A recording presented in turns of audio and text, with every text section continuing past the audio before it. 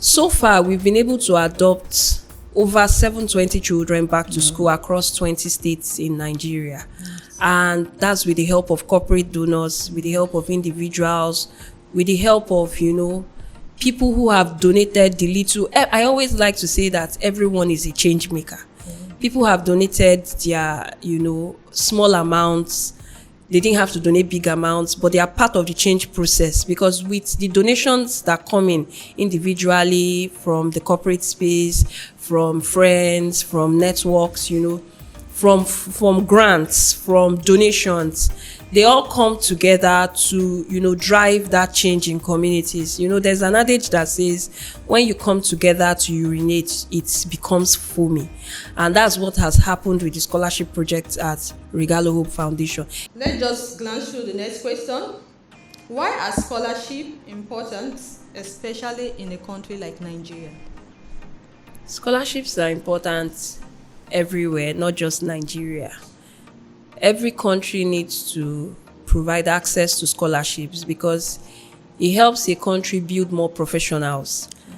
I've seen people who are skilled, people who are knowledgeable, people who are talented, people who are zealous, and because they don't have the right support, you find out that their talents die. So scholarships, any kind of scholarship, before we come down to the educational scholarship, is very important anywhere. So for educational scholarships, is very important in a country like Nigeria because currently here on this podcast, I don't have the exact number of out-of-school children right now.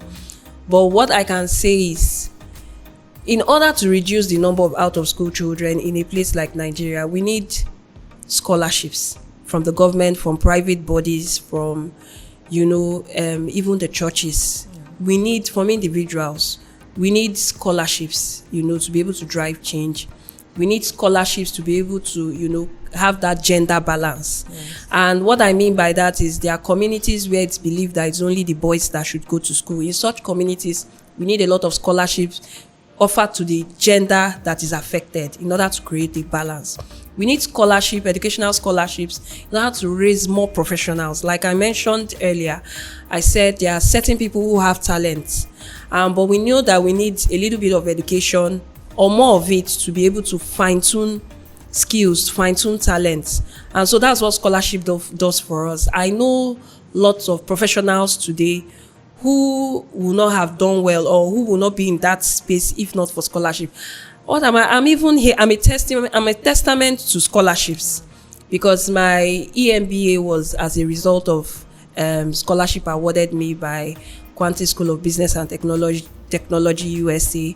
And you can see that at that point, not because I could not even afford to pay at that point, but because I felt I was too busy to bag a degree. And then when the opportunity came, because it was scholarship, I applied and I was awarded that scholarship at that time, and that was how I was able to bag, a master's degree. So scholarships are important anywhere, every time. It doesn't even have to be because of the socioeconomic background of the person.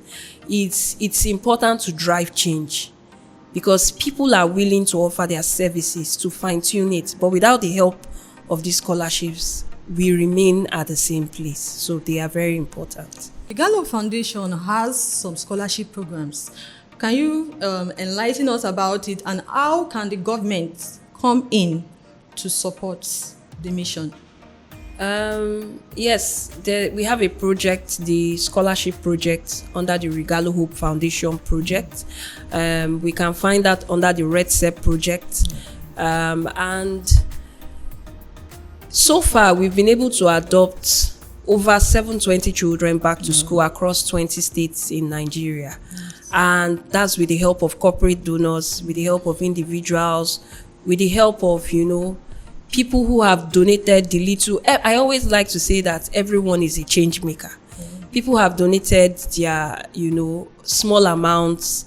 They didn't have to donate big amounts, but they are part of the change process because with the donations that come in individually from the corporate space, from friends, from networks, from grants, from donations.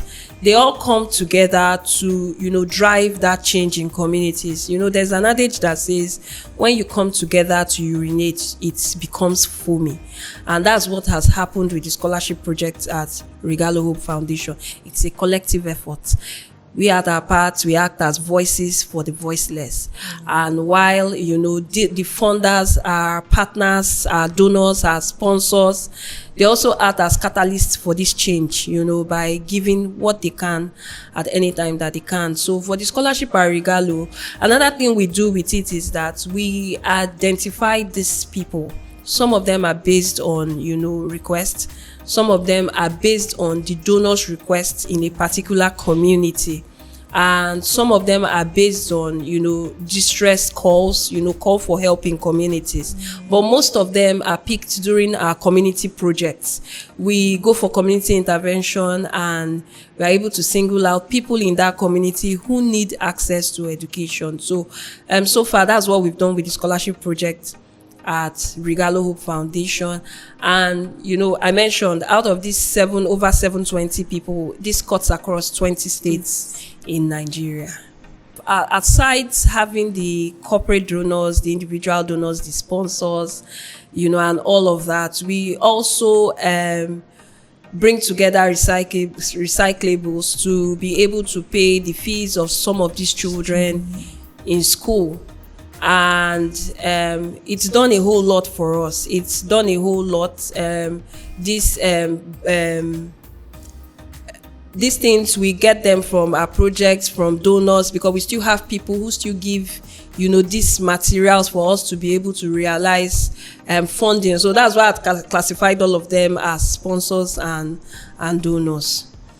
All right, that is nice. Can you share a success story about a student you sponsored? Well, there are so many success stories anyway. One of the joy of NGO work, or the real currency, like I would like to call it in NGO work, is the impact stories. Because there's something I always say to colleagues in the humanitarian space. I always say, when meeting a need, ensure that your impact meets the needs of the beneficiary. That's the only way.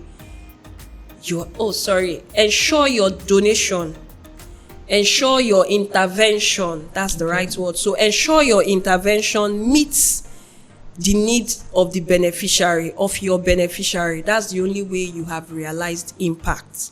Okay. I'll just take that again so that it sinks. When carrying out a good deed, we need to ensure that our intervention meets the need of our beneficiaries. That way, we have realized impact. That's the only way we can measure impact. And so that's what we've done with the project we do at Regalo. Coming back to the success stories, we have a whole lot, but I'll just like to mention here and there that part of what the scholarship project has also done at Regalo Foundation is helped raise graduates in family. It helped raise people who have become financial pillars through getting access to education in their family. It's also helped people to move from point A to point B, because through the scholarship project, we've also been able to provide resources, maybe access to funding to buy a laptop for your school project, access to funding to be able to provide, certain times people get scholarships outside of Nigeria and they are asked to pay what they call contingency fee. And this contingency fee may be as, small as $500, $1,000, $300. And these people don't even have that money that would have helped them, to cement this opportunity. Now, that's where we step in. You've gotten the scholarship, but you don't have access to contingency fee. So this is where some of our sponsors play a very huge role in helping them realize their dream. I know people who have become doctors today, people who are currently doing their PhD. We have a lot of them under the Regalo Hope Foundation scholarship program, whom we've helped to, provide living expenses to. We've provided funding for them to realize their dream. We may not provide all of the tuition because they have gotten the scholarship through a source. But what about money to feed? What about money to live, to survive during the period of their education? So those are success stories for us. We also have children that have moved, that have transited from primary to secondary school. We have those who are in the university, and we have those who are looking forward to pursue other degrees. So we have lots of success stories, and not just only the education space, because we impact change through health, education, and technology. So we have lots of success stories. I usually like our beneficiaries to share these stories themselves. That way it sounds very real.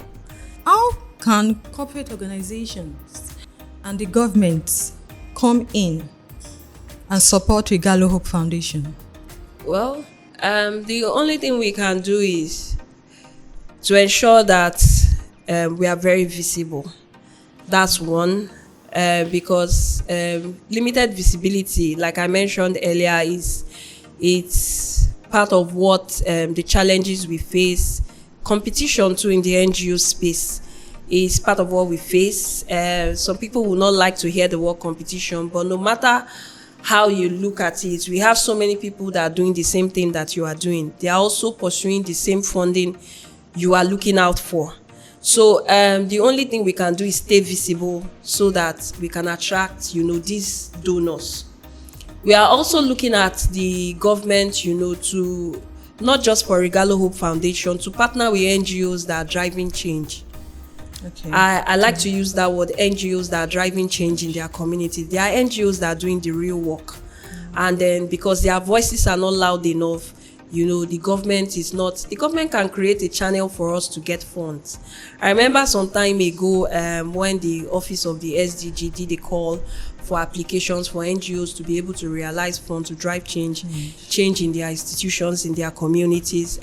Things like that are things we look up to from the government, from private bodies, to be able to drive change in our community, create a funding source, create, channels through which we can apply and come and get funding to drive change in our communities.